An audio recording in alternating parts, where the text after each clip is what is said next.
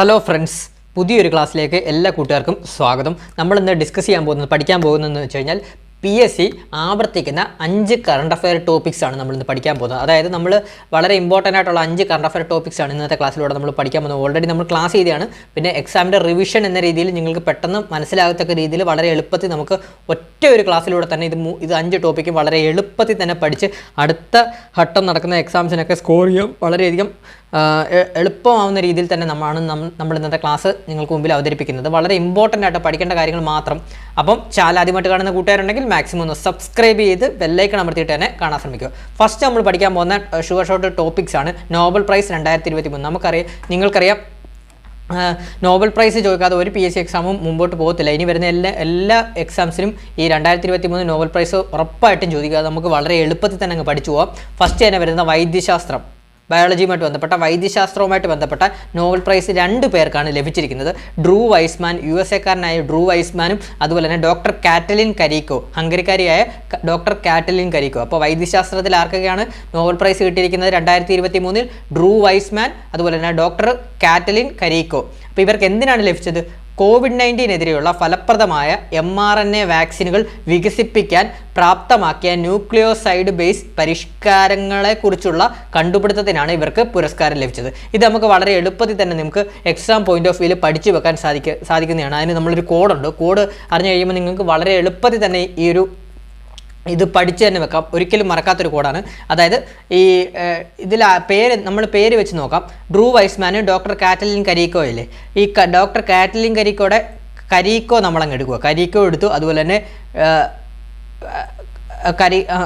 കരീക്കോ എടുത്തു, അതുപോലെ തന്നെ വെയ്സ്മാൻ്റെ വെയ്സ് എടുക്കുക കേട്ടോ, വെയ്സ് എടുക്കുക. അപ്പം ഇങ്ങനെ അങ്ങ് കൊടുത്താൽ ഈ കരീക്കോ എന്നുള്ളത് നമ്മൾ കേറിക്കോ എന്ന് അതായത് കേറിക്കോ എന്ന് ആക്കുക. അതുപോലെ തന്നെ വൈസ് എന്നുള്ളത് നമ്മൾ വെയിറ്റ് എന്നാക്കുക. അപ്പോൾ അതുകൊണ്ട് തന്നെ കോഡ് ഞാൻ പറഞ്ഞുതരാം.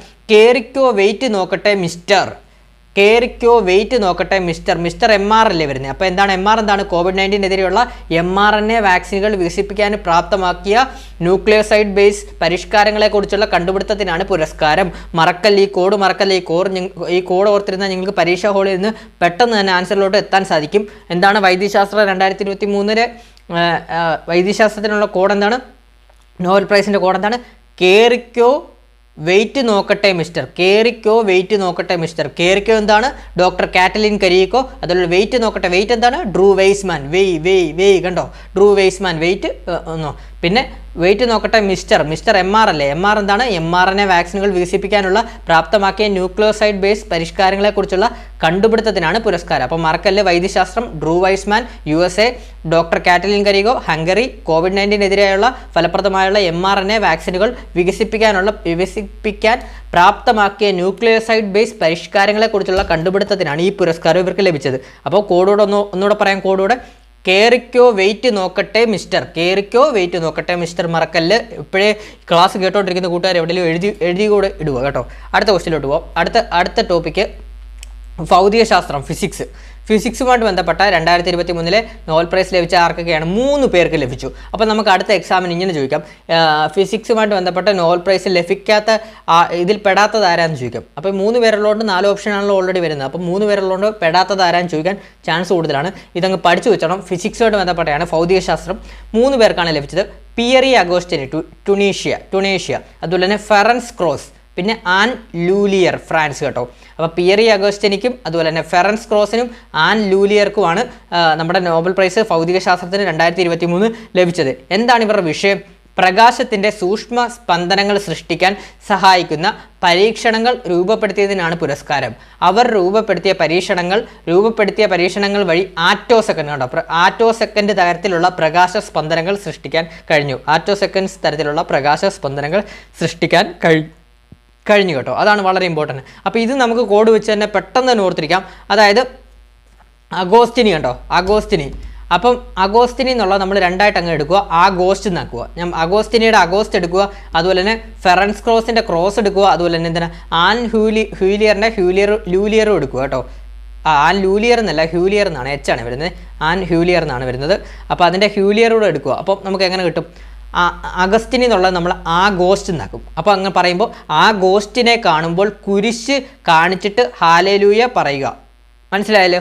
അപ്പോൾ ആ ഗോസ്റ്റ് എന്താണ്? പിയറി അഗോസ്റ്റിനി. ആ ഗോസ്റ്റ് എന്താണ്? പിയറി അഗോസ്റ്റിനി. കാണുമ്പോൾ കുരിശ് എന്താണ്? കുരിശ് നമ്മൾ ക്രോസ്, നമ്മൾ കൈ ഇങ്ങനെ ക്രോസ് വെക്കുമ്പോഴല്ലേ കുരിശ് വരുന്നത്. രണ്ട് വിരലുകളും തമ്മിൽ ഇങ്ങനെ അങ്ങോട്ടും ഇങ്ങോട്ടും ക്രോസ് വെക്കുമ്പോൾ കുരിശല്ലേ വരുന്നത്. അപ്പോൾ അങ്ങനെ ഓർത്തുക, കുരിശ് എന്ന് ഉദ്ദേശിക്കുന്നത് ക്രോസ് ആണ്, ഫെറൻസ് ക്രോസ് ആണ്. അപ്പോൾ പിയറി അഗോസ്റ്റിനി ഫെറൻസ് ക്രോസ്. ക്ലിയർ ആയ?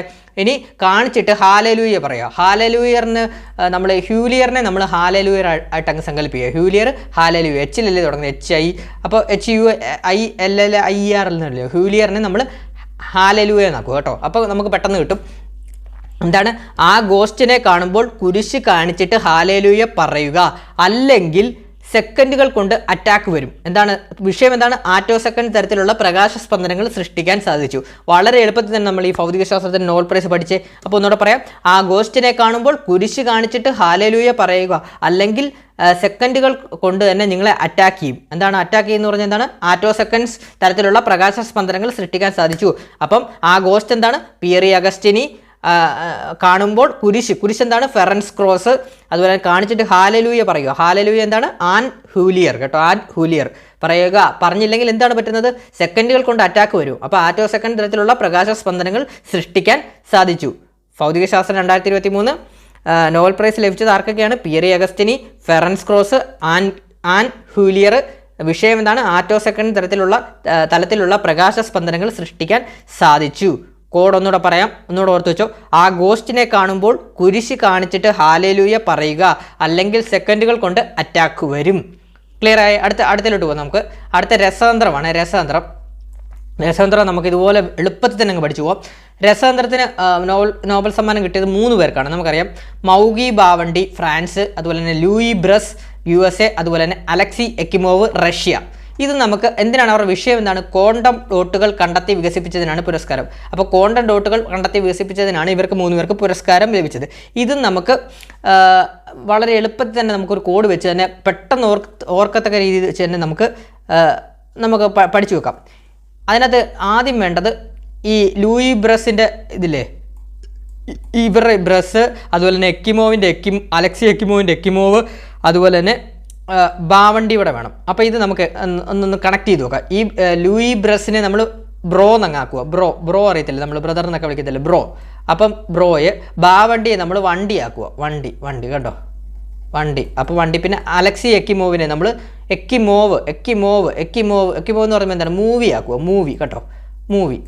അപ്പോൾ നമുക്ക് പെട്ടെന്ന് തന്നെ കണക്ട് ചെയ്യാം. ബ്രോസ് വണ്ടി ഒന്ന് തരുമോ, മൂവി ഒന്ന് കാണാൻ പോകാനാണ്. അപ്പോൾ മനസ്സിലായല്ലോ. ബ്രോസ് എന്താണ്? ലൂയി ബ്രസ് കേട്ടോ. ബ്രോസ് വണ്ടി ഒന്ന് തരുമോ, മൂവി ഒന്ന് കാണാൻ പോകാനാണ്. വണ്ടി എന്താണ്? ബൗഗി ബാവണ്ടി. ബ്രോസ് വണ്ടി ഒന്ന് തരുമോ, മൂവി കാണാൻ പോകാനാണ്. സിനിമ മൂവി കാണാൻ പോകാനാണ്. ബ്രോ എന്താണ്? Louis bros. വണ്ടി എന്താണ്? മൗഗി ബാവണ്ടി. അതുപോലെ തന്നെ മൂവി എന്താണ്? Alexei Ekimov. ഒന്ന് കാണാൻ തരുമോ. അപ്പം നമുക്കറിയാം ഇതാണ് കോഡ് വരുന്നത്. ബ്രോസ് വണ്ടി ഒന്ന് തരുമോ, മൂവി ഒന്ന് കാണാൻ പോകാനാണ് കേട്ടോ. അത്രയും നമുക്ക് ക്ലിയർ ആയല്ലോ. അപ്പോൾ അതുപോലെ തന്നെ രസതന്ത്രം നമുക്കറിയാം. മോഹൻലാലിൻ്റെ, നമ്മുടെ ലാലേട്ടൻ്റെ ഒരു സിനിമയാണ് രസതന്ത്രം. നിങ്ങൾ ഒട്ടുമിക്ക എല്ലാവരും കണ്ടിട്ടുള്ള ഹിറ്റായിട്ടുള്ള സിനിമയാണ് രസതന്ത്രം. മോഹൻലാൽ എന്താണ് ആശാരിയായിട്ടൊക്കെ നടക്കുന്ന ഒരു സിനിമയാണ് രസതന്ത്രം എന്ന് പറഞ്ഞാൽ. ആ ഒരു സിനിമയാണ് രസതന്ത്രം. അപ്പോൾ അതൊരു സിനിമയാണ്. രസതന്ത്രത്തിൻ്റെ പേരിൽ തന്നെ ഒരു സിനിമയുണ്ട്. അപ്പോൾ ഇവർ ഓൾറെഡി മൂവിക്കാണ് ഇവർ പോകുന്നത്. അപ്പോൾ ഇവർ ഏത് മൂവിക്കായിരിക്കും പോകുന്നത്? ലാലേട്ടൻ്റെ രസതന്ത്രമായിട്ട് ഉള്ള മൂവിക്കാണ് പോകുന്നത്. അപ്പോൾ കണക്ട് ചെയ്യാലോ. ബ്രോസ് വണ്ടി ഒന്ന് തരുമോ, മൂവി കാണാൻ പോകാനാണ്. ഏത് മൂവിക്കാണ്? രസതന്ത്രം എന്ന് പറഞ്ഞാൽ ലാലേട്ടൻ്റെ പടത്തിനാണ് പോകുന്നത്. അപ്പോൾ അത്രയും ക്ലിയർ ആയല്ലോ. ഇനി ഇത് മറക്കല്ലേ. ബ്രോസ് വണ്ടി ഒന്ന് തരുമോ, മൂവി ഒന്ന് കാണാൻ പോകാനാണ്. ഏത് മൂവിക്കാണ്? രസതന്ത്രം എന്ന് പറഞ്ഞ മൂവിക്കാണ്. അതുപോലെ തന്നെ വിഷയം എന്താണ്? വിഷയം നിങ്ങൾ അങ്ങ് പഠിച്ചു വെച്ചോ. ക്വാണ്ടം ഡോട്ടുകൾ കണ്ടെത്തി വികസിപ്പിച്ചതിനാണ് പുരസ്കാരം. അപ്പോൾ ഒന്നുകൂടെ പറയാം. രസതന്ത്രത്തിന് 2023 നോബൽ പ്രൈസ് ലഭിച്ചത് ആർക്കൊക്കെയാണ്? Moungi Bawendi France, Louis Brus USA, Alexei Ekimov Russia. വിഷയം എന്താണ്? ക്വാണ്ടം ഡോട്ടുകൾ കണ്ടെത്തി വികസിപ്പിച്ചതിനാണ് പുരസ്കാരം. കോഡ് ഒന്നുകൂടെ പറയാം. ബ്രോസ് വണ്ടി ഒന്ന് തരുമോ, മൂവി കാണാൻ പോവാനാണ്. ഏതാണ് ആ മൂവി? രസതന്ത്രം. ലാലേട്ടൻ്റെ രസതന്ത്രം. മറക്കല്ലേ. അടുത്ത നമ്മൾ സാഹിത്യമാണ്. സാഹിത്യം ഒരാളേ ഉള്ളൂ, അപ്പോൾ നമുക്ക് പഠിക്കേണ്ടതായിട്ടൊന്നുമില്ല, പെട്ടെന്ന് തന്നെ ഓർക്കാം. സാഹിത്യം ഒരാൾക്കാണ് കിട്ടിയത്, ജോൺ ഫൊസെ. നോർവേക്കാരനായ ജോൺ ഫൊസെ നോർവീജിയൻ സാഹിത്യകാരനായ ജോൺ ഫൊസയ്ക്കാണ് നമ്മുടെ 2023 സാഹിത്യത്തിനുള്ള നോബൽ പ്രൈസ് കിട്ടിയത്. നോർവീജിയൻ നാടകൃത്തും നോവലിസ്റ്റുമാണ് ഇദ്ദേഹം. ആദ്യ നോവൽ റെഡ് ബ്ലാക്ക് ആണ് കേട്ടോ. ജോൺ ഫൊസയുടെ ആദ്യ നോവൽ ഏതാണ്? റെഡ് ബ്ലാക്ക് ആണ്. ആദ്യ നാടകം ഏതാണ്? ഇതൊക്കെ ചോദിക്കാൻ ചാൻസ് കൂടുതലാണ്. ആദ്യ നോവൽ റെഡ് ബ്ലാക്ക്. ആദ്യ നാടകം ഏതാണ്? And we will never be parted. And we will never be parted ആണ് ആദ്യ നോവൽ വരുന്നത്. പിന്നെ പ്രധാന രചനകൾ സെപ്റ്റോളജിയാണ് വരുന്നത്. സെപ്റ്റോളജി എന്ന് പറഞ്ഞ രചന 3 ഇതായിട്ടാണ് ഇറക്കിയത്. The other name, I is another, A new name എന്നിങ്ങനെ 3 വാല്യങ്ങളാണ് ഈ നോവൽ പുറത്തിറക്കിയത്. ഇപ്പോൾ ഇതൊന്ന് ഓർത്ത് വെച്ചാൽ സെപ്റ്റോളജി കേട്ടോ. പിന്നെ നാടകം ഏതാണ്?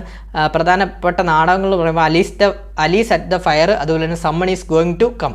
മെയിനായിട്ട് ഓർത്ത് വെക്കേണ്ട ജോൺ ഫൊസെ എവിടുത്തുകാരനാണ്? നോർവേക്കാരനാണ്. സാഹിത്യത്തിനുള്ള 2023 നോബൽ പ്രൈസ് ആർക്കാണ് ലഭിച്ചത്? ജോൺ ഫൊസെ, നോർവീജിയൻ സാഹിത്യകാരനാണ്, നോർവീജിയൻ നാടകൃത്തും നോവലിസ്റ്റും. ആദ്യ നാടകം റെഡ് ബ്ലാക്ക്, ആദ്യ നോവൽ റെഡ് ബ്ലാക്ക്, ആദ്യ നാടകം and we will never be parted കേട്ടോ. അതോടെ പ്രധാന രചനകൾ സെപ്റ്റോളജി. പിന്നെ പ്രധാനപ്പെട്ട നാടകങ്ങൾ ഏതൊക്കെയാണ്? Aliss at the fire, someone is going to come കേട്ടോ. സാഹിത്യത്തിനാണ് കിട്ടിയത്, അതോടെ ഓർത്ത് വെച്ചോ. പിന്നെ അപ്പോൾ ക്ലിയർ അല്ലേ? സാഹിത്യം 2023 സാഹിത്യത്തിന് നോബൽ പ്രൈസ് കിട്ടിയത് ആർക്കാണ്? ജോൺ ഫൊസെ, നോർവേക്കാണ്. അത് ഓർത്ത് വെച്ചോണേ. പിന്നെ സാമ്പത്തിക ശാസ്ത്രം വളരെ ഇമ്പോർട്ടൻ്റ് ആണ്. സാമ്പത്തിക ശാസ്ത്രം ഒരാൾക്കാണ് കിട്ടിയത്, അതെന്തായാലും നമ്മുടെ ഭാഗ്യമാണ്. ക്ലോഡിയ ഗോൾഡിൻ എന്ന് പറഞ്ഞ അമേരിക്കക്കാരിയാണ്. ക്ലോഡിയ ഒരാളെ ഉള്ളതുകൊണ്ട് ചിലപ്പം ഏത് രാജ്യത്തു നിന്നാണ് ചോദിക്കാം. അമേരിക്കക്കാരിയാണ് ക്ലോഡിയ ഗോൾഡിൻ. ഇതും വളരെ എളുപ്പത്തിൽ തന്നെ നമുക്ക് പഠിച്ചു വെക്കാവുന്നതാണ്. ഈ ഗോൾഡ് എന്ന് പറയുമ്പോൾ നമുക്കൊരു അസറ്റ് അല്ലേ സാമ്പത്തികമായിട്ട്. അപ്പോൾ അത് വെച്ച് കണക്ട് ചെയ്തോ. നിങ്ങൾ ഓപ്ഷൻസ് കാണുമ്പോൾ പെട്ടെന്ന് തന്നെ കണക്ട് ആകും. ഗോൾഡിൻ കണ്ടോ, ഗോൾഡ് സാമ്പത്തികമായിട്ട് നമുക്ക് എപ്പോഴും കണക്ട് ചെയ്ത് വെക്കാനാണ്. നമ്മുടെ സാമ്പത്തികമായിട്ട് നമ്മുടെ ഒരു അസറ്റാണ് ഗോൾഡ്. അപ്പം 2023 സാമ്പത്തിക ശാസ്ത്രത്തിന് നോബൽ പ്രൈസ് ലഭിച്ച ആർക്കാണ്? ക്ലോഡിയ ഗോൾഡിൻ അമേരിക്കയാണ് കേട്ടോ, അമേരിക്കക്കാരിയാണ്. അപ്പോൾ വിഷയം വളരെ ഇമ്പോർട്ടൻ്റ് ആണ്. ഇവർ ഓൾറെഡി ഞാൻ പറഞ്ഞു ഇവരൊരു സ്ത്രീയാണ്. അപ്പം ഇവരെന്തിനു വേണ്ടിയായിരിക്കും അപ്പോൾ മുന്നേറ്റം ചെയ്യുന്നത്? സ്ത്രീകളുടെ തൊഴിൽ വിപണി ഫലങ്ങളെക്കുറിച്ചുള്ള പഠനങ്ങളും വിലയിരുത്തലുകളും കണക്കിലെടുത്താണ് പുരസ്കാരം. അപ്പോൾ സ്ത്രീകളുടെ തൊഴിൽ വിപണി ഫലങ്ങളെക്കുറിച്ചുള്ള പഠനങ്ങളും വിലയിരുത്തലും കണക്കിലെടുത്താണ് ഇവർക്ക് ഈ പുരസ്കാരം ലഭിച്ചത്. അതുപോലെ തന്നെ സാമ്പത്തിക ശാസ്ത്രത്തിനുള്ള നോബൽ പ്രൈസ് നേടുന്ന 3ാമത്തെ വനിതയാണ്. വളരെ ഇമ്പോർട്ടൻ്റ് ആണ്. സാമ്പത്തിക ശാസ്ത്രത്തിനുള്ള നോബൽ പ്രൈസ് നേടുന്ന 3ാമത്തെ വനിതയാണ് നമ്മുടെ ഈ ക്ലോഡിയ ഗോൾഡിൻ കേട്ടോ. പിന്നെ സമാധാനത്തിനുള്ള 2023 നോബൽ പ്രൈസ് കിട്ടിയത് നർഗീസ് മുഹമ്മദിയാണ്. ഇറാൻകാരിയാണ് നർഗീസ് മുഹമ്മദി. ഇറാൻ മാധ്യമപ്രവർത്തകയാണ് നർഗീസ് മുഹമ്മദിക്കാണ് സമാധാനത്തിനുള്ള നോബൽ പ്രൈസ് കിട്ടിയത്. ഇറാൻ മാധ്യമപ്രവർത്തകയാണ് ഇവർ. അതുപോലെ തന്നെ ഇവർക്ക് 2023 UN പ്രസ് ഫ്രീഡം പ്രൈസ് കൂടെ ലഭിച്ചിട്ടുണ്ട്. അതുകൊണ്ടൊന്ന് ഓർത്ത് വെച്ചോണേ. പിന്നെ നോബലിൻ്റെ പുതുക്കിയ സമ്മാനത്തുക ഏതാണ്? 11 മില്യൺ സ്വീഡിഷ് ക്രോണാണ് കേട്ടോ. നോബൽ പ്രൈസിൻ്റെ പുതുക്കിയ സമ്മാനത്തുക എത്രയാണ്? 11 മില്യൺ സ്വീഡിഷ് ക്രോണാണ് വരുന്നത് കേട്ടോ. അപ്പോൾ നമ്മൾ നോബൽ പ്രൈസ് വളരെ എളുപ്പത്തിൽ തന്നെ പഠിച്ചല്ലോ. അപ്പം നമുക്ക് ഇനി അടുത്തോട്ട് പോകാം. അടുത്ത നമ്മൾ പഠിക്കാൻ പോകുന്നത് ഓസ്കാർ അവാർഡാണ്. ഓസ്കാർ അവാർഡ് 2024 കേട്ടോ. അപ്പോൾ ചാനൽ ക്ലാസ് കണ്ടുകൊണ്ടിരിക്കുന്ന കൂട്ടുകാരൊന്ന് മാക്സിമം പുതിയതായിട്ട് കാണുന്നവരുണ്ടെങ്കിൽ ഒന്ന് സബ്സ്ക്രൈബ് ചെയ്യുക. കണ്ടുകൊണ്ടിരിക്കുന്ന കൂട്ടുകാരുണ്ടെങ്കിൽ ഒന്ന് ലൈക്ക് ചെയ്യണേ. അപ്പോൾ ഓസ്കാർ അവാർഡ് 2024. അപ്പോൾ ഓസ്കാർ അവാർഡ് 2024 നമുക്ക് ഏതൊക്കെയാണ് നോക്കാം. 2024 96ാമത്തെ ഓസ്കാർ പുരസ്കാരമാണ്. അന്ന് നോട്ട് ചെയ്ത് വെച്ചോണേ. 96ാമത്തെ ഓസ്കാർ പുരസ്കാരമാണ്. മികച്ച നടൻ കീലിയൻ മർഫിയാണ് കേട്ടോ. വളരെ ഇമ്പോർട്ടൻ്റ് ആണ്. മികച്ച നടൻ കീലിയൻ മർഫിയാണ്. ചിത്രം ഏതാണ്? ഓപ്പൺ ഹെയ്മർ. മികച്ച നടൻ കീലിയൻ മർഫി, ചിത്രം ഓപ്പൺ ഹെയ്മർ. മികച്ച നടി ആരാണ്? എമാ സ്റ്റോൺ. ചിത്രം ഏതാണ്? പൂവർ തിങ്സ് കേട്ടോ. പിന്നെ മികച്ച ചിത്രം ഏതാണ്? ഓപ്പൺ ഹെയ്മർ. ഡയറക്ടർ ആരാണ്? Christopher Nolan. നിങ്ങൾ ഈ പേരെങ്ങോട്ട് വെച്ചാൽ ഓപ്പൺ ഹെയ്മർ. ഇത് ഓപ്പൺ ഹെയ്മറിനാണ് ഏറ്റവും കൂടുതൽ നമ്മുടെ 96ാമത് 2024 ഓസ്കാർ അവാർഡ് ഏറ്റവും കൂടുതൽ അവാർഡ് കിട്ടിയത് ഓപ്പൺ ഹെയ്മറിനാണ്. പക്ഷേ മികച്ച നടിക്കുള്ള അവാർഡ് കിട്ടിയത് എമാ സ്റ്റോണാണ്. എമാ സ്റ്റോണിൻ്റെ ഫോട്ടോയാണ് ഇത് കണ്ടോ. എമാ സ്റ്റോണിൽ ലഭിച്ചത് പൂവർ തിങ്സ് എന്ന് പറഞ്ഞ സിനിമയ്ക്കാണ്. എമാ സ്റ്റോണിന് പൂവർ തിങ്സ് കേട്ടോ. മികച്ച നടനാരാണ്? Cillian Murphy, Oppenheimer. മികച്ച ചിത്രം ഏതാണ്? Oppenheimer. Director Christopher Nolan. അതുപോലെ തന്നെ ഞാൻ പറഞ്ഞല്ലോ ഏറ്റവും കൂടുതൽ പുരസ്കാരം ലഭിച്ചത് ഏത് ചിത്രത്തിനാണ്? ഓപ്പൺ ഹൈമറിനാണ്. 7ഓളം അവാർഡ് ഓപ്പൺ ഹൈമറിന് കിട്ടി കേട്ടോ. അത് ഓർത്ത് വെച്ചോണം, ചിലപ്പം ചോദിക്കാൻ ചാൻസ് ഉണ്ട്. ഏറ്റവും കൂടുതൽ പുരസ്കാരം ലഭിച്ചത് ഓപ്പൺ ഹൈമറിനാണ്. 7ഓളം ഓസ്കാർ അവാർഡ് 2024 96ാമത് ഓസ്കാർ അവാർഡിൽ ഓപ്പൺ ഹൈമർ എന്ന് പറഞ്ഞ ചിത്രത്തിന് കിട്ടി. 13 നോമിനേഷൻ പോയത് 7 എണ്ണമാണ് കിട്ടിയത് കേട്ടോ. പിന്നെ മികച്ച സംവിധായകൻ ആരാണ്? ക്രിസ്റ്റഫർ നോളനാണ്. ഓപ്പൺ ഹൈമറാണ് അദ്ദേഹത്തിൻ്റെ ചിത്രം വരുന്നത് കേട്ടോ. ഓപ്പൺ ഹൈമറാണ്. വരുന്നത് ക്രിസ്റ്റഫർ നോളാണ്. മികച്ച സഹനടൻ റോബർട്ട് ഡൗണി ജൂനിയർ ആണ് കേട്ടോ. മികച്ച സഹനടൻ റോബർട്ട് ഡൗണി ജൂനിയർ ആണ്. ചിത്രം ഓപ്പൺഹൈമർ ആണ് വരുന്നത്. മികച്ച സഹനടി ഡാവിൻ ജോയി റാൻഡോൾഫ് ആണ്. ഹോൾഡോവേഴ്സ് എന്ന് പറഞ്ഞ ചിത്രത്തിനാണ്. മികച്ച ആനിമേഷൻ ചിത്രം the boy and the heron ആണ്. മികച്ച ഛായാഗ്രഹണം ഹൊയ്തെ വാൻ ഹൊയ് തേമ എന്ന് പറഞ്ഞ ഓപ്പൺഹൈമർ ചിത്രത്തിനാണ്. മികച്ച ഡോക്യുമെൻ്ററി ചിത്രം ഏതാണ്? 20 Days in Mariupol ആണ്. മികച്ച ഡോക്യുമെൻ്ററി ചിത്രം ഏതാണ്? 20 Days in Mariupol ആണ്. പിന്നെ ഓസ്കാർ അവാർഡ് പ്രഖ്യാപിച്ച തീയതി എന്ന് ഓർത്തു വെച്ചോ, മാർച്ച് 10, 2024. മാർച്ച് 10, 2024. വേദി ഏതാണ്? Dolby theatres, Los Angeles, California, US ആണ്. അവതാരകൻ്റെ പേരെന്താണ്? ഓസ്കാർ അവാർഡ് പ്രഖ്യാപിച്ച ജിമ്മി കിമ്മൽ കേട്ടോ. പിന്നെ ഇതോടെ ഓർത്തു വെച്ചോ, ഓസ്കാർ വേദിയിൽ നഗ്നനായി വേദിയിലെത്തിയത് ആരാണ്? ജോൺ സീനയാണ്. വസ്ത്രാധാരണത്തിനുള്ള അവാർഡ് കൊടുക്കാനാണ് ജോൺ സീന നഗ്നനായിട്ട് ഓസ്കാർ വേദിയിൽ വന്നിട്ടുള്ളത്. പിന്നെ നമ്മൾ ഇത് ഓസ്കാർ വിട്ട് പഠിക്കുമ്പോൾ ഓപ്പൺഹൈമർ എന്ന് പറഞ്ഞൊരു ചിത്രം എന്തിനു വേണ്ടിയുള്ള ചിത്രമാണെന്ന് ഒന്ന് ജസ്റ്റ് ഒന്ന് അറിഞ്ഞിരുന്നു. അമേരിക്കയിലുള്ള ഒരു ആറ്റം ബോംബ് നിർമ്മിക്കുന്ന ഒരു ശാസ്ത്രജ്ഞനുണ്ടായിരുന്നു. അദ്ദേഹത്തിൻ്റെ ജീവിത കഥയുമായിട്ട് ബന്ധപ്പെട്ട ഒരു സിനിമയാണ് ഈ ഓപ്പൺഹൈമർ എന്ന് പറഞ്ഞത് കേട്ടോ. ഓപ്പൺഹൈമർ എന്ന് പറഞ്ഞാണ് അദ്ദേഹത്തിൻ്റെ പേരും. അപ്പോൾ അദ്ദേഹത്തിൻ്റെ ക്യാരക്ടർ ചെയ്തിരിക്കുന്ന ആരാണ്? കീലിയൻ മർഫിയാണ് കേട്ടോ. അതൊന്ന് ജസ്റ്റ് ഒന്ന് ഓർത്ത് വെച്ചാൽ ചിലപ്പം ചോദിക്കാൻ ചാൻസ് ഉണ്ട്. പിന്നെ നമ്മളിനി അടുത്ത ഹോട്ട് ടോപ്പിക്കിലോട്ട് പോകുന്ന കറണ്ട് അഫയറോട് ബന്ധപ്പെട്ട കേന്ദ്ര മന്ത്രിസഭയാണ്. ഒരു ഷുവർ ഷോട്ട് ക്വസ്റ്റ്യൻസ് ആണ്, ചോദിക്കാൻ വളരെ ചാൻസ് കൂടുതലാണ്. അപ്പോൾ ക്യാബിനറ്റ് മന്ത്രിമാർ എത്രയാണ്? പുതിയ 3ാം മോദി സർക്കാർ ക്യാബിനറ്റ് മന്ത്രിമാരും 32 പേരാണ് ക്യാബിനറ്റ് മന്ത്രിമാർ വരുന്നത്. നരേന്ദ്രമോദി പ്രധാനമന്ത്രി, നമുക്കറിയാം നരേന്ദ്രമോദിയാണ് പ്രധാനമന്ത്രി. 3ാം മോദി സർക്കാരാണ്. അപ്പോൾ അദ്ദേഹത്തിൻ്റെ വകുപ്പുകൾ ജസ്റ്റ് ഒന്ന് ഓർത്തിരുന്നോ. പേഴ്സണൽ, പൊതുപരാതി പരിഹാരം, പെൻഷൻ, ആണവോർജം, ബഹിരാകാശം, സുപ്രധാന നയവിഷയങ്ങൾ, മറ്റു മന്ത്രിമാർക്ക് നൽകിയിട്ടില്ലാത്ത മുഴുവൻ വകുപ്പുകളും കേട്ടോ. ജസ്റ്റ് ഒന്ന് ഓർത്തിരിക്കണം. പിന്നെ രാജ്നാഥ് സിംഗിൻ്റെ വകുപ്പ് ഏതാണ്? പ്രതിരോധമാണ്. നമ്മൾ അത് ചേഞ്ച് ചെയ്തിട്ടില്ല. അപ്പോൾ രാജ്നാഥ് സിംഗിൻ്റെ വകുപ്പ് ഏതാണ്? പ്രതിരോധമാണ്. കഴിഞ്ഞ വട്ടം അദ്ദേഹത്തിന് ഈ പ്രതിരോധ വകുപ്പ് തന്നെയാണ്. അപ്പോൾ രാജ്നാഥ് സിംഗ് പ്രതിരോധം, ഓർക്കാൻ എളുപ്പമാണല്ലോ. പിന്നെ അമിത്ഷാ ആഭ്യന്തരം സഹകരണം, അത് ഓർക്കാൻ എളുപ്പമാണല്ലോ. അമിത്ഷാ ഏത് വകുപ്പാണ്? ആഭ്യന്തരം സഹകരണമാണ് കേട്ടോ. അതും ചേഞ്ച് ചെയ്തിട്ടില്ല. അമിത്ഷാ ആഭ്യന്തരം സഹകരണം. പിന്നെ നിതിൻ ഗഡ്കരി റോഡ് ഗതാഗതം ഹൈവേ, അതും നമുക്ക് ചേഞ്ച് ആയിട്ടില്ല. കഴിഞ്ഞ വട്ടത്തെ അതേപോലെ തന്നെയാണ്. നിതിൻ ഗഡ്കരിയുടെ വകുപ്പ് ഏതാണ്? റോഡ് ഗതാഗതം ഹൈവേ. പിന്നെ JP നദ്ദ, ഇത് പുതിയൊരാളാണ്. JP നദ്ദ ആരോഗ്യം കുടുംബക്ഷേമം കേട്ടോ. അതൊന്ന് നോട്ട് ചെയ്ത് വെച്ചോണം, ചോദിക്കാൻ ചാൻസ് കൂടുതലാണ്. നമുക്കറിയാം JP നദ്ദ പുതിയൊരാളല്ല. അദ്ദേഹം BJPയുടെ ദേശീയ തലത്തിലുള്ള അധ്യക്ഷനോ സെക്രട്ടറി അങ്ങോട്ടാണ് ഈ JP നദ്ദ. അദ്ദേഹം ഈ വട്ടം ഇലക്ഷനിൽ നിന്ന് ജയിച്ച് അദ്ദേഹം മന്ത്രിസഭയിലോട്ട് വന്നെയാണ്. അപ്പോൾ അദ്ദേഹത്തിൻ്റെ വകുപ്പുകളൊന്ന് ഓർത്ത് പഠിച്ചു വെച്ചോണം. ആരോഗ്യം കുടുംബക്ഷേമം. അപ്പോൾ കേന്ദ്ര ആരോഗ്യ കുടുംബക്ഷേമ വകുപ്പ് മന്ത്രി ആരാണ്? JP നദ്ദ, മറക്കല്ലേ. അടുത്തത് ശിവരാജ് സിംഗ് ചൗഹാൻ, കൃഷി ഗ്രാമവികസനം. ശിവരാജ് സിംഗ് ചൗഹാൻ, കൃഷി ഗ്രാമവികസനം. അപ്പോൾ ഇത് പഠിക്കാനും എളുപ്പമുണ്ട്. ശിവരാജ് സിംഗ് ചൗഹാൻ, കൃഷി ഗ്രാമവികസനം. ഈ ചൗഹാൻ എന്നുള്ളത് നിങ്ങൾ ചൗവരി എന്നങ്ങ് ഓർത്ത് വെച്ചാൽ ചൗവരിയൊക്കെ എവിടെയാണ് കൃഷി ചെയ്യുന്നത്? ഗ്രാമത്തിലല്ലേ ചെയ്യുന്നത്. അപ്പോൾ ചൗവരി കൃഷി ചെയ്യുന്നത് ഗ്രാമത്തിൽ. അപ്പോൾ ഓർത്തു വെച്ചോ, ശിവരാജ് സിംഗ് ചൗഹാൻ എവിടെയാണ്? കൃഷി ഗ്രാമവികസനമാണ് അദ്ദേഹത്തിൻ്റെ വകുപ്പുകൾ. പിന്നെ നമുക്കറിയാം നിർമ്മല സീതാരാമൻ ധനകാര്യം, അത് പ്രത്യേകിച്ച് പഠിക്കേണ്ട കാര്യമില്ല, ഇതും കഴിഞ്ഞ വട്ടത്തെ തന്നെയാണ്. പിന്നെ എസ് ജയശങ്കർ വിദേശകാര്യം, ഇതും ചേഞ്ച് ചെയ്തിട്ടില്ല, കഴിഞ്ഞ വട്ടത്തെ തന്നെയാണ്, പഠിക്കേണ്ട. അപ്പോൾ നമുക്ക് ഓൾറെഡി അറിയാവുന്ന കാര്യമാണ്. പിന്നെ മനോഹർ ലാൽ ഖട്ടർ ഊർജ്ജ വകുപ്പ് മന്ത്രിയാണ്. ഇത് വളരെ ഇമ്പോർട്ടൻ്റ് ആണ്, ചോദിക്കാൻ ചാൻസ് കൂടുതലാണ്. മനോഹർ ലാൽ ഖട്ടർ ഊർജ്ജ വകുപ്പാണ് കേട്ടോ. അത് നമുക്ക് ഇങ്ങനെ ഓർത്ത് വെച്ചാൽ മതി. ഊർജ്ജം ഉണ്ടെങ്കിലേ നമുക്ക് മനോഹരമായിട്ടൊക്കെ ഇരിക്കാൻ സാധിക്കത്തുള്ളൂ. മനോഹരമായിട്ട് ഇരിക്കണമെങ്കിൽ നമുക്ക് എന്ത് വേണം? ഊർജ്ജം വേണം. അതുകൊണ്ട് തന്നെ ഓർത്ത് വെച്ചോ, മനോഹർ ലാൽ ഖട്ടർ ഊർജ്ജ വകുപ്പ് മന്ത്രി കേട്ടോ. പിന്നെ അടുത്തത് HD കുമാരസ്വാമി, പുതിയ മന്ത്രിയാണ് HD കുമാരസ്വാമി. ഘനവ്യവസായം ഉരുക്ക് കേട്ടോ, ഘനവ്യവസായം ഉരുക്ക്. നമുക്കറിയാം HD കുമാരസ്വാമി വരുന്നത് കർണാടക മേഖലയിൽ നിന്നാണ്. ഈ കർണാടക എന്ന് പറയുമ്പോൾ നമുക്ക് ആദ്യം വരുന്നത്, നമ്മുടെ മൈൻഡിൽ വരുന്നത് എന്താണ്? KGF സിനിമയിലെ യാഷ് നിൽക്കുന്ന ഒരു ഇതൊക്കെയല്ലേ, ഒരു ഇരുമ്പും പിടിച്ചിട്ടൊക്കെ ഉരുക്ക് പോലൊക്കെ നിൽക്കുന്നതല്ലേ, യാഷിൻ്റെ ബോഡിയും യാഷ് ഫൈറ്റ് ചെയ്യുന്ന ഉരുക്ക് പോലൊക്കെ ഫൈറ്റ് ചെയ്യുന്നതൊക്കെയല്ലേ നമുക്ക് ഫസ്റ്റ് നമ്മുടെ മൈൻഡിലോട്ട് വരുന്നത്. അങ്ങനെ ഓർത്ത് വെച്ചോ, HD കുമാരസ്വാമിയുടെ വകുപ്പുകൾ അപ്പോൾ ഏതൊക്കെയാണ്? ഫസ്റ്റ് നമുക്ക് ഒരു കർണാടകക്കാരനെ കാണുമ്പോൾ ഫസ്റ്റ് നമുക്ക് എന്താണ് വരുന്നത്? KGF മൂവിയാണ് വരുന്നത്. KGF മൂവിയിൽ യാഷ് ഇങ്ങനെ ഉരുക്കൊക്കെ പിടിച്ച് ഉരുക്ക് പോലെ നിൽക്കുന്നതാണ് വരുന്നത്. അത് വെച്ച് കണക്ട് ചെയ്തു. HD കുമാരസ്വാമി വകുപ്പ് ഏതാണ്? ഘനവ്യവസായം ഉരുക്ക് HD കുമാരസ്വാമി. അടുത്തത് പീയൂഷ് ഗോയൽ വാണിജ്യം വ്യവസായം കേട്ടോ. പിന്നെ ധർമ്മേന്ദ്ര പ്രധാൻ വിദ്യാഭ്യാസം, വളരെ ഇമ്പോർട്ടൻ്റ് ആണ്. ധർമ്മേന്ദ്ര പ്രധാൻ വിദ്യാഭ്യാസം ചോദിക്കാൻ ചാൻസ് കൂടുതലാണ്. ധർമ്മേന്ദ്ര പ്രധാൻ വിദ്യാഭ്യാസം, അത് നമുക്കറിയാം. നമുക്ക് വിദ്യാഭ്യാസം വളരെ പ്രധാനപ്പെട്ട ഒരു കാര്യമാണ്.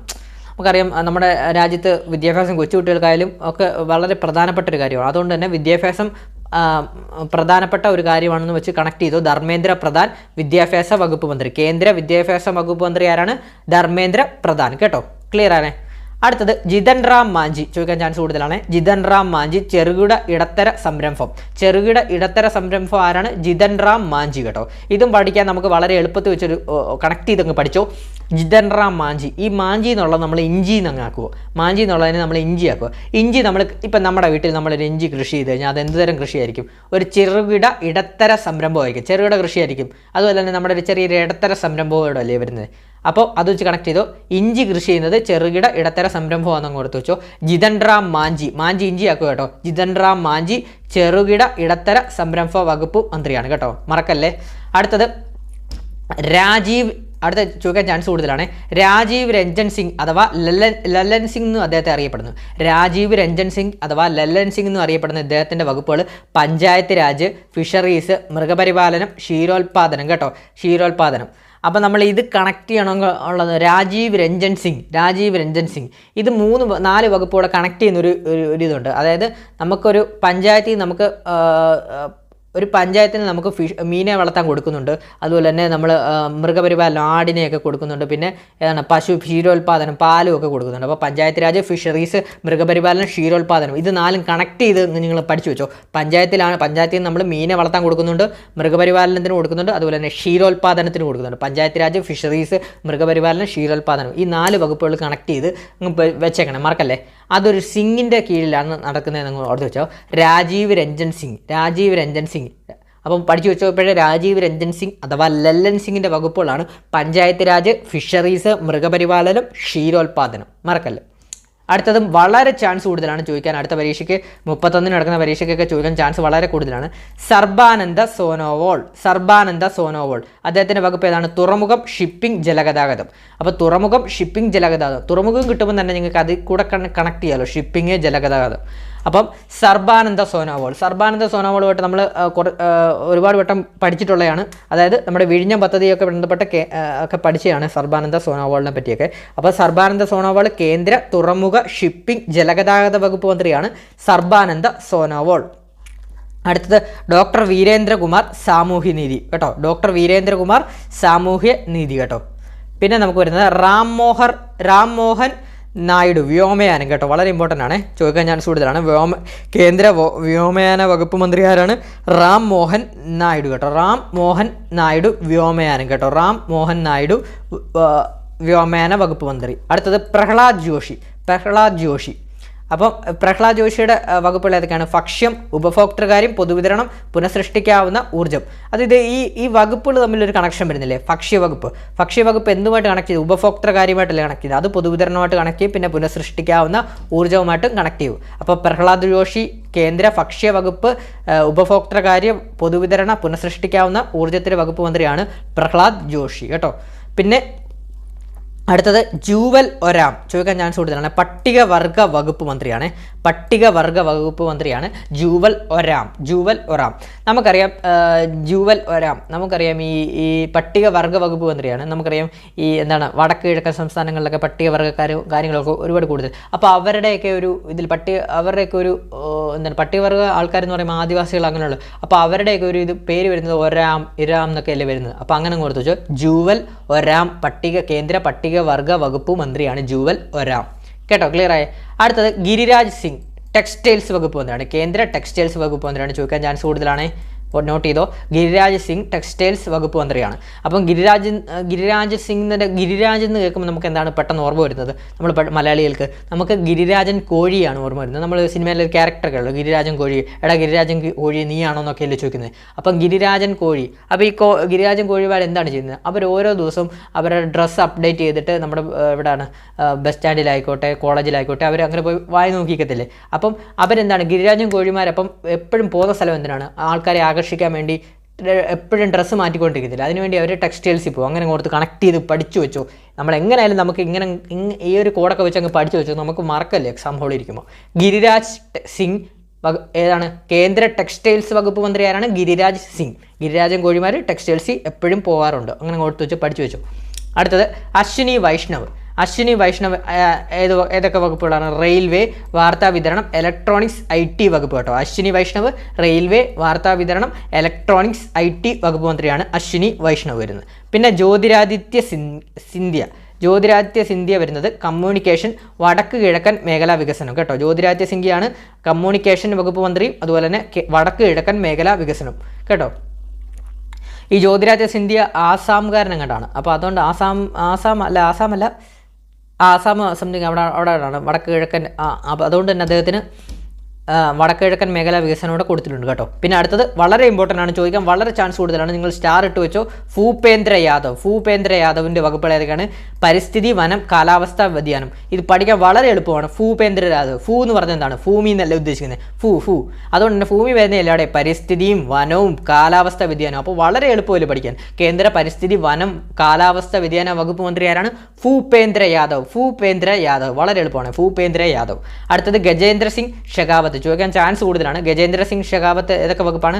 സാംസ്കാരിക ടൂറിസം വകുപ്പ് മന്ത്രിയാണ്. കേന്ദ്ര സാംസ്കാരിക ടൂറിസം വകുപ്പ് മന്ത്രിയാണ് ഗജേന്ദ്ര സിംഗ് ഷെഖാവത്ത്. ഞാൻ എപ്പോഴും പറയുന്നതാണ്, ഗജം എന്ന് പറയുന്നത് എന്താണ്? നമ്മൾ ഗജം എന്ന് പറയുമ്പോൾ ആനയാണ്. ആന എവിടെയാണ് എഴുന്നള്ളിക്കുന്നത്? നമ്മൾക്കറിയാം, നമ്മുടെ സാംസ്കാരിക നഗരമായ തൃശ്ശൂരിലെ തൃശ്ശൂർ പൂരത്തിനൊക്കെ ആനയുടെ എഴുന്നള്ളിപ്പാണ് വരുന്നത്. അത് സാംസ്കാരികം എന്ന് പറയുമ്പോൾ നമുക്കൊരു ആനയുടെ ഒരു പൈതൃകവും കാര്യങ്ങളും ഒക്കെ ആനയാണ് മുമ്പിൽ വരുന്നത്. അപ്പോൾ അതുകൊണ്ട് തന്നെ ഗജേന്ദ്ര സിംഗ് ഷെഖാവത്ത് സാംസ്കാരിക ടൂറിസം വകുപ്പ് മന്ത്രിയാണ് കേട്ടോ, അത് മറക്കല്ലേ. പിന്നെ അടുത്തത് അന്നപൂർണാദേവി. വളരെ ഇമ്പോർട്ടൻ്റ് ആണ് കേട്ടോ, പഠിച്ചു വെച്ച ഒരു മാർക്കാണ്. അന്നപൂർണാദേവി വനിതാ ശിശു വികസനം കേട്ടോ. അപ്പോൾ നമുക്കറിയാം ഈ ദേവിമാരും ഒക്കെ വരുന്നത് ആർക്കാണ് കൂടുതൽ അവർ വരുന്നത്? വനിതകൾക്കും ശിശുക്കൾക്കും വേണ്ടിയല്ലേ ദേവിമാരൊക്കെ വരുന്നത്. അങ്ങനെ പഠിച്ചു വെച്ചോ. അന്നപൂർണാദേവി കേന്ദ്ര വനിതാ ശിശു വികസന വകുപ്പ് മന്ത്രി ആരാണ്? അന്നപൂർണ ദേവി കേട്ടോ.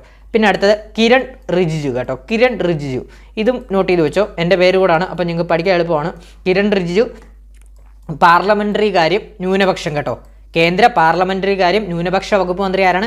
കിരൺ റിജിജു കേട്ടോ, മറക്കല്ലേ. പിന്നെ ഹർദീപ് സിംഗ് പൂരിയാണ് വരുന്നത് പെട്രോളിയം പ്രകൃതിവാതവും. വരുന്നത്, മറക്കല്ലേ. പിന്നെ ഡോക്ടർ മനസുഖ് മാണ്ഡവ്യ.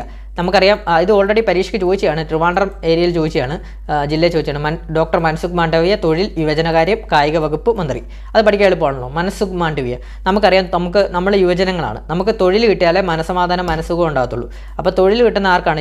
യുവജനങ്ങൾക്കാണ് യുവജനകാര്യം വന്നേ. പിന്നെ നമ്മൾ യുവജനങ്ങളല്ലേ കൂടുതലായിട്ടും ക്രിക്കറ്റും ഫുട്ബോളും ഒക്കെ കളിക്കാൻ പോകുന്നത്. അപ്പോൾ നമുക്ക് കായികബോധം നമ്മൾ കണക്ട് ചെയ്യാം. അപ്പോൾ ഡോക്ടർ മനസുഖ് മാണ്ഡവ്യ തൊഴിൽ യുവജനകാര്യം കായിക വകുപ്പ് മന്ത്രി കേട്ടോ, കേന്ദ്രം. പിന്നെ ജി കിഷൻ റെഡ്ഡി കൽക്കരി ഖനി. പിന്നെ ചിരാഗ് പസ്വാൻ ഭക്ഷ്യ സംസ്കരണം കേട്ടോ. ചിരാഗ് പസ്വാൻ ഒരു സിനിമാ താരത്തോടാണ്, അതുകൊണ്ട് തന്നെ ചോദിക്കാൻ ചാൻസ് കൂടുതലാണ്. ബോളിവുഡിലുള്ളൊരു സിനിമാ താരത്തോടാണ് ചിരാഗ് പസ്വാൻ വരുന്നത്, അപ്പോൾ ചോദിക്കാൻ ചാൻസ് കൂടുതലാണ്. ചിരാഗ് പസ്വാൻ്റെ വകുപ്പ് ഏതാണ്? ഭക്ഷ്യ സംസ്കരണം. പിന്നെ സി ആർ പാട്ടീൽ ജലശക്തിയാണ്. കേന്ദ്ര ജലശക്തി വകുപ്പ് മന്ത്രി ആരാണ്? C R Patil. പിന്നെ സ്വതന്ത്ര ചുമതലയുള്ള 5 മന്ത്രിമാരുണ്ട്. അവരുടെ പേരൊന്ന് ജസ്റ്റ് ഒന്ന് ഓർത്ത് വെച്ചാണ്. റാവു ഇന്ദ്രജിത്ത് സിംഗ്, ഡോക്ടർ ജിതേന്ദ്ര സിംഗ്, അർജുൻ റാം മേഘ്വാൾ, അതുപോലെ തന്നെ പ്രതാപ് റാവു ജാദവ്, പിന്നെ ജയന്ത് ചൗധരി കേട്ടോ. അങ്ങനെ പിന്നെ സഹമന്ത്രിമാർ 36 പേരുണ്ട് കേട്ടോ.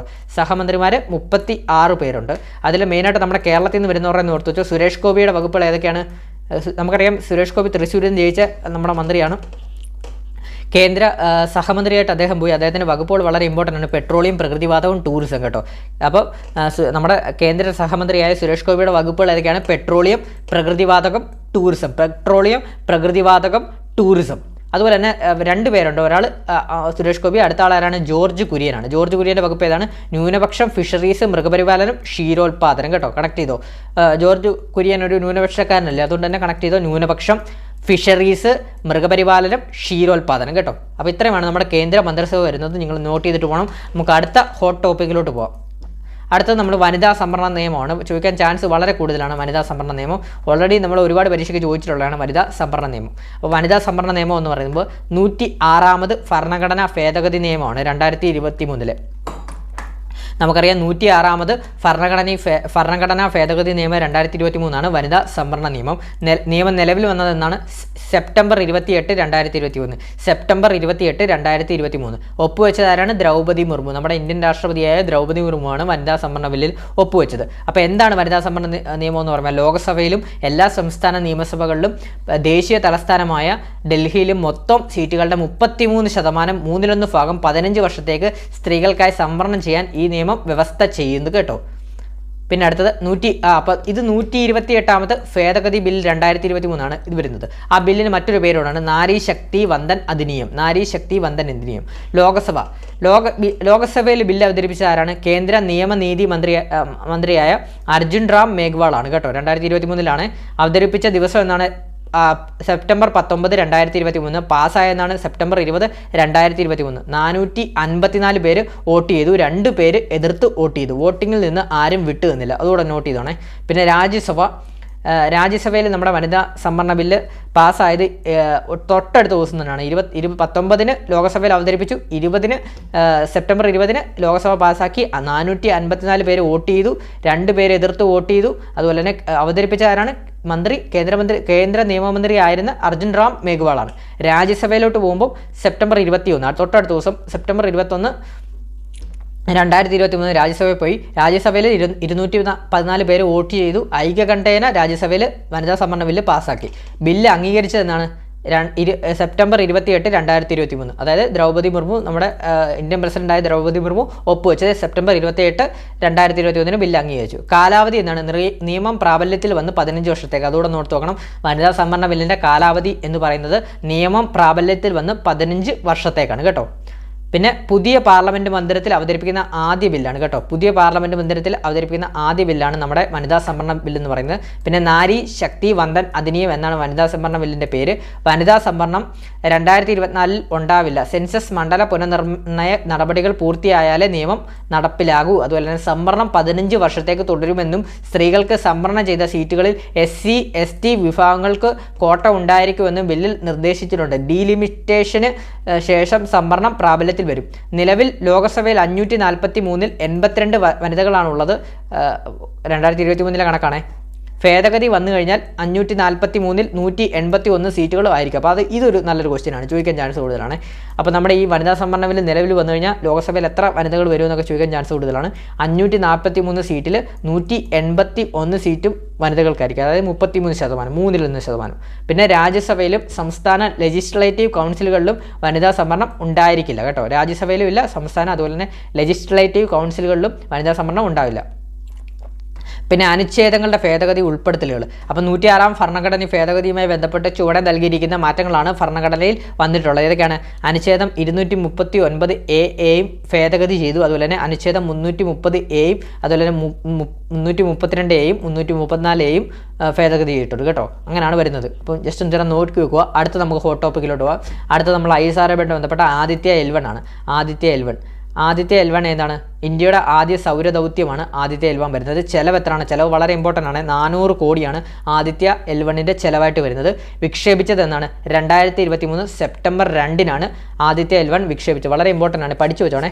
രാവിലെ 11:50 സതീഷ് ധവാൻ സ്പേസ് സെൻറ്ററിൽ നിന്നാണ് നമ്മുടെ ആദിത്യ L1 വിക്ഷേപിച്ചത്. വിക്ഷേപണ വാഹനം വളരെ ഇമ്പോർട്ടൻ്റ് ആണ്. PSLV C-57 ആണ്. പ്രൊജക്ട് ഡയറക്ടർ ആരാണ്? നിഗർ ഷാജിയാണ് പ്രൊജക്ട് ഡയറക്ടർ വരുന്നത്. മിഷൻ ഡയറക്ടർ ആരാണ്? SR ബിജു ആണ് മിഷൻ ഡയറക്ടർ വരുന്നത്. പിന്നെ ഓൺ ബോർഡ് പ്രൊപ്പൽഷൻ എന്ന പ്രക്രിയയിലൂടെയാണ് ഭൂമിയുടെ ഗുരുത്വാകർഷണ ബലത്തിന് പുറത്തേക്ക് പേടകം എത്തുന്നത്. വളരെ ഇമ്പോർട്ടൻ്റ് ആണ്. ഓൺ ബോർഡ് പ്രൊപ്പൽഷൻ എന്ന പ്രക്രിയയിലൂടെയാണ് ഭൂമിയുടെ ഗുരുത്വാകർഷണ ബലത്തിന് പുറത്തേക്ക് പേടകം എത്തുന്നത്.